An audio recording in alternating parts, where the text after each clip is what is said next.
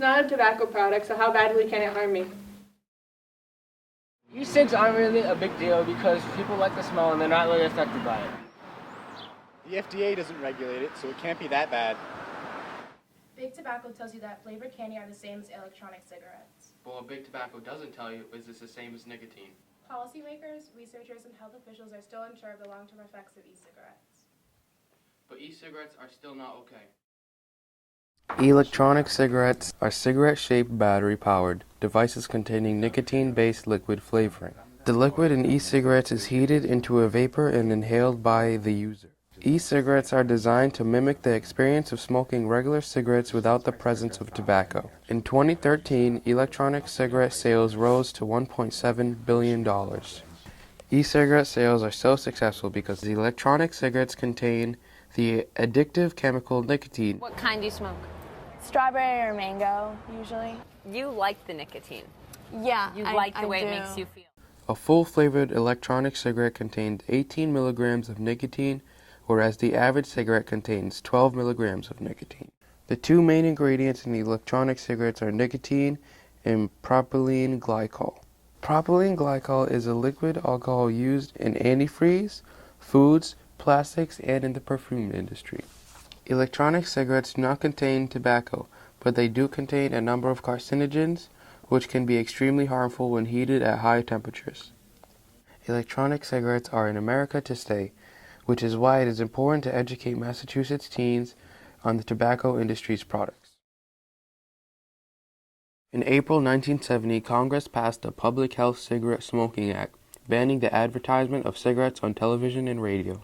Unfortunately, the Public Health Cigarette Smoking Act does not prohibit the advertisement of electronic cigarettes on TV and radio. E-cigs are available in over 60,000 retail locations across the U.S., making them easier to get than regular cigarettes. E-cigarettes are allowed in many public places, such as sports, stadiums, and concert venues. Big Tobacco has been pushing e-cigs through TV advertisement and social media advertisement, which is why many teens have started using. Between 2011 and 2013, exposure to e-cigarette TV ads increased by 256% among adolescents ages 12 to 17, and 321% among young adults ages 18 to 24. Approximately 76% of these ads seen by these age groups occurred while watching cable networks. Most often, AMC, Country Music Television, Comedy Central, WGN America, TV Land, and VH1. If teens aren't being bombarded with TV ads, they're being bombarded with advertisement on social media. Over the course of 2 months in 2012, researchers from the University of Illinois recorded more than 70,000 tweets related to e-cigs. The team discovered that 90% of the tweets they collected were e-cig brands marketing their products online. Only 11% of these commercial tweets contained information about quitting smoking. The percentage of middle and high school students using e-cigarettes more than doubled between the year 2011 and 2012. Its surveys found that in 1 year, students using e-cigarettes went from 4.7% to 10%. Absolutely. They are currently unregulated. Companies are free to put any product on the market. Because the Public Health Cigarette Smoking Act does not apply to e-cig advertising, these ads appear everywhere and encourage smoking to underage students.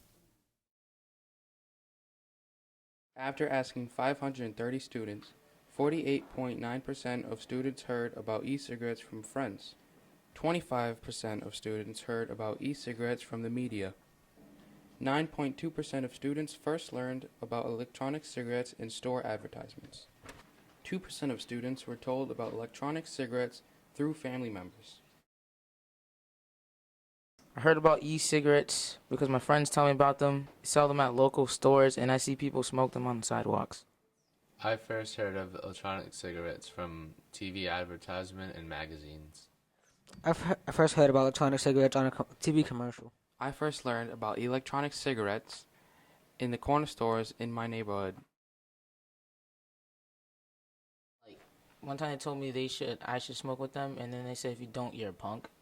The sources stated that these are safer than regular cigarettes and that they don't have the same amount of harm that cigarettes can cause to the lungs. This source told me that they were different from regular cigarettes, that it does vapor, not smoke, but I knew that they were still deep down the same. Corner stores tell me a lot about, they're cheap, flavorful, fun to do with friends.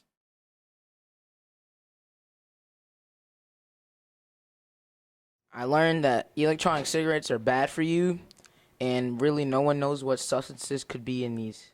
I've learned that even though the companies advertise that they are safe, they are not as safe as they say they are. After completing this project, I learned that there's still cigarettes and that they could still be harmful to your body. I learned that they're unhealthy, that they're terrible for your body. They're not much different than a cigarette, and you can use them for other things such as marijuana or even heroin. So far, 41 states in the U.S. Virgin Islands have pending or passed legislation in place forbidding the sale of e-cigarettes to minors. The FDA has proposed nationwide legislation, but it may be several years before federal regulations are implemented.